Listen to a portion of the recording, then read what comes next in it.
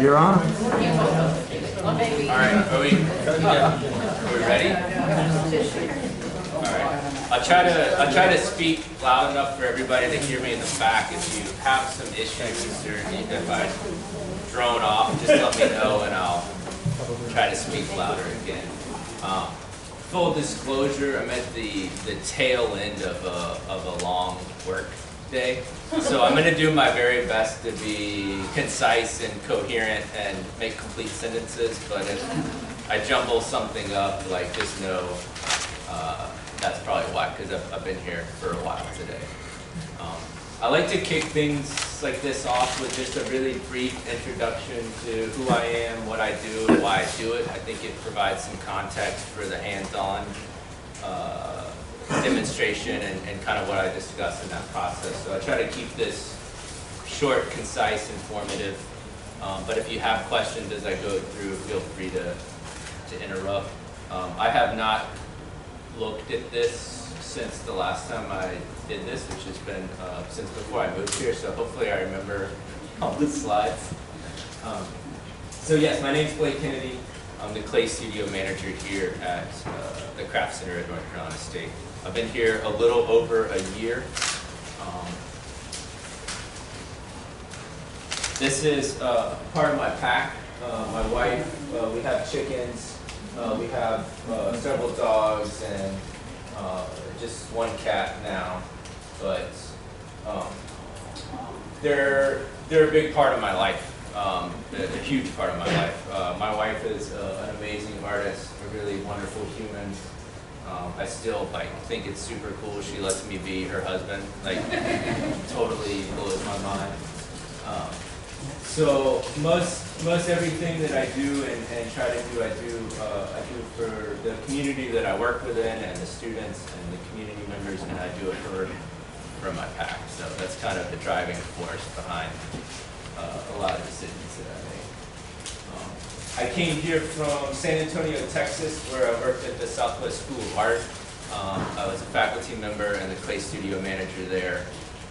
And then for a short time I worked for the University of Texas at San Antonio before coming to NC State. This is a picture of the campus at SSA. It's this beautiful late 1800s, kind of like Spanish colonial-esque campus right on the river in downtown San Antonio. But I have my roots in North Carolina. I grew up in Carolina Beach, Curie Beach, on Pleasure Island. So definitely North Carolina has a soft spot in my heart. It's really nice to be back. First time ever living in the middle. I lived in the coast, and I spent about 9 years living in the mountains between going to Appalachian State and then kicking around in the high country area for a while. So those two landscapes and now the South Texas landscape, those three things play a huge influence in the work that I make and the way I think about clay, I think about making, I think about objects in general.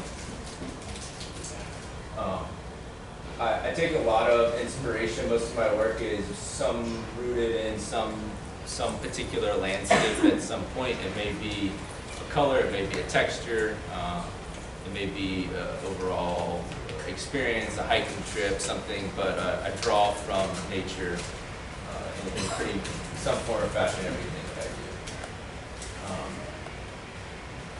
I'm really interested in transitional spaces. So like when the thing stops being what it is and it starts being the next thing, and like what happens, right? So where the ocean meets the beach, where the valley ends and the side of the mountain begins, like what happens in those liminal spaces, right? Where it's ambiguous, it's not clearly defined.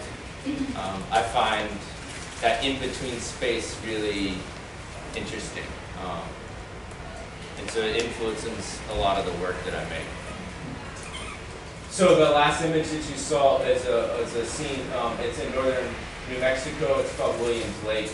And so then it usually takes a little while of kicking around in the brain space, but it comes out somewhere in the work later on. And so I worked on a series of pieces where I was kind of thinking about that profile a little bit of the mountain, thinking about reflection, thinking about light. So a lot of the times I work in I'll make several things in a series, and I like to think about them as like kind of a composition as a whole. Obviously, it's a cup. You could put something in it, you know, that doesn't have to live with all the other cups, but at least in the process of making it, I like to think about it as one continuous composition, one continuous landscape. So this is another example of that. I like to think about how I'm my own worst enemy sometimes with time, but like, how can I complicate the thing? So like, can it work this way? Like, can it work with the bottom up? Can it work in a line? Can it work stacked? Like, is there a way that and most of the time, no, right? Like, I don't succeed. But that's kind of what makes it interesting, I think.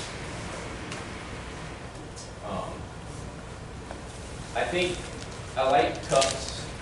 I use cups a lot in teaching, and I use it as a way to explore ideas on kind of a small scale. Like, there's not a lot at stake, right? Pound and a half of material, a little bit of time. It's a nice way to play around with trying to figure out a new technique, or maybe testing a glaze, or maybe you're going to use a different slip, or like whatever, right? It's just a nice platform to try something out, because it's, you know, it usually takes a few times to get it right, so you don't have a whole lot invested in it. But they're also really wonderful sculptural objects, and they give us lots of moments to create connections, both visually and then as well as, you know, I'm sure we all have a cabinet of cups that we love using, and they're from somebody, an artist we really admire or we followed for a while, or they're from one of our really good friends who we went to school with, or who, you know, and they build these histories around them, and they enter our lives in this really intimate way. And I just think the cup as an object is a very, I'm into it. I don't know. That's my explanation. Sometimes I work with multiple materials. My background is in, my degree is in studio art. My concentrations are ceramics and sculptures, so I do bring some other materials into the work sometimes.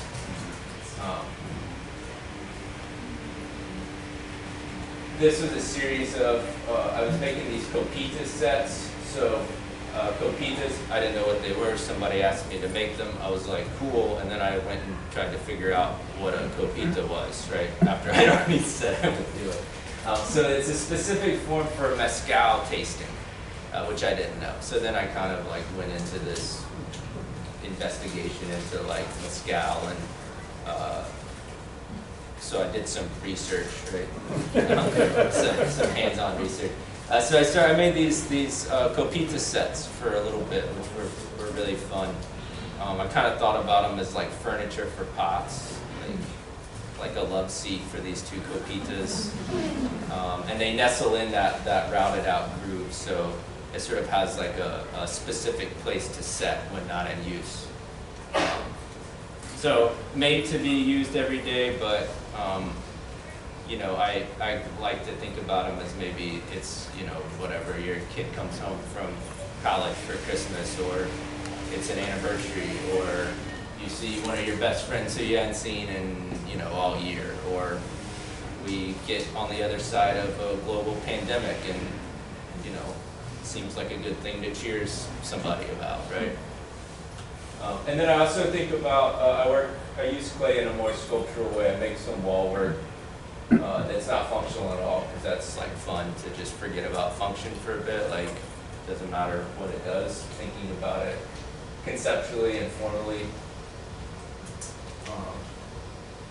So I made this series. This is all comes from multiple hikes over the years to Hanging Rock State Park, which most people are familiar, up in Stokes County. My folks live up there now. My grandfather and grandmother are from that area, so I spent a lot of time as a kid in Stokes County. And so Hanging Rock is just a special place for me, and so I made some work about it. this is a series is thinking about the West. Growing up on the East Coast, the West is this really like romantic, idealized space because it's so different than what I was used to. And so living in South Texas gave me the opportunity. The West became a little more accessible. Like you're not really in the West, but you're like halfway there. So I tried to take advantage of that over my years of living there, and I did some traveling around that area, and was really taken with the vastness of that space and the quietness and the color. It's a really interesting landscape. And then this piece is ongoing. I hope to finish it soon. It's a memorial to my grandfather, who was a stonemason by trade. He passed away in late August of 2022. And so for many years now, every time I visited with him, we would have these conversations, and I'd ask him about being 16 and like working in a shipyard welding bolts on battleships and down in Charleston, because he got caught trying to like sneak into the Army. He was like too young, and they were like, dude, you're like, sorry, we appreciate the effort, but like you can't come yet. And so he rolled out and like lived in Charleston and like worked in the shipyard for a while, and then he just did a lot of things. He's the first person that I ever made anything with as a kid. He was a tinkerer, a woodworker, a mason. He's a really cool dude. So we'll get back to that piece at some point, right? Like I'll make a few more pods, and we'll kind of put that piece to bed after a while. But I'm just not quite ready to finish it up yet. So I make these every once in a while. Like I would fly home, visit, hang out. We'd have a conversation. I'd go by to the studio. I'd make a couple pods, throw them in the soda kiln or a wood kiln or whatever I had going on, and then box them up and until the next time. And so I was fortunate enough a few times to be able to install this work in different iterations, but this was the first one and probably still my favorite composition. And my wife and I, we started Good Hope Studios. It's kind of the culmination of us putting our two studio practices together because it makes more sense from a tax standpoint. We still make our own work. Sometimes we work together. We've done some projects together, but like she makes her work, I make my work. We just call it Good Hope Studios because it's just easier on paper. And the land that now my mom and stepdad live on, but that my grandparents live on, is called Good Hope Drive in Stokes County. And so as a little nod to the tradition of Pottery Studios being named after the road that they're on, we decided to call our studio Good Hope Studios. And then that's a picture of our land out there. So, and now my wife and I were able to pick up part of the land that's adjacent to the family land. So we sort of always, my family's, there's multiple marriages and remarriages, and there's a lot of like kids and things, and so it seemed like we'll just kind of have our own little space, and then that way if something got, weird later on, we would always be able to, we'd be able to access that space, and we wouldn't have to worry about it. So that's a little introduction into me, a little bit about my background, what I'm interested in, and some of the things that I think about while I'm making stuff. Any questions so far? And then I'll kind of switch over to the demo part. Okay. Your sculpture. A little louder, please. I just asked if there's any questions. A little louder for the rest of the. Got it. Thank Will you. do. Sorry. The sculpture for your grandfather, are they bowls?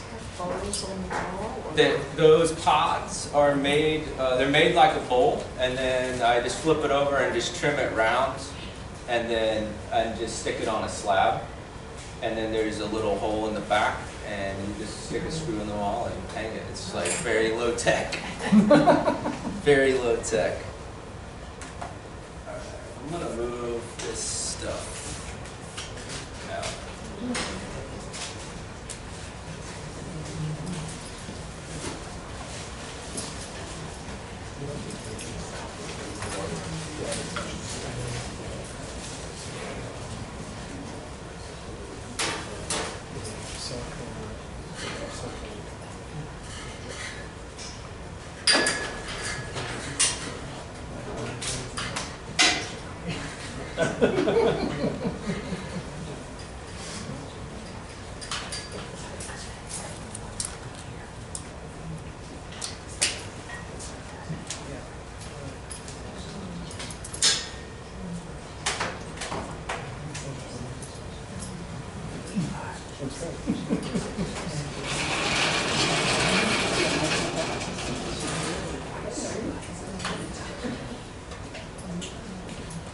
All right, let's see if, maybe, hopefully everything didn't dry out.